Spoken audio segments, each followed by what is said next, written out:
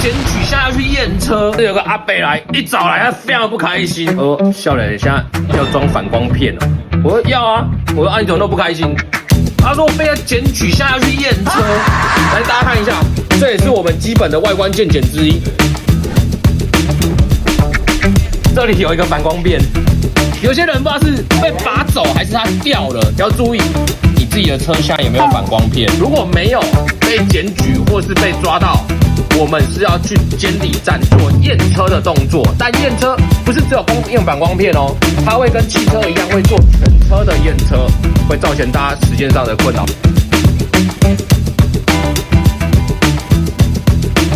汽车健检找 Hanson， 我在万华帮大家服务。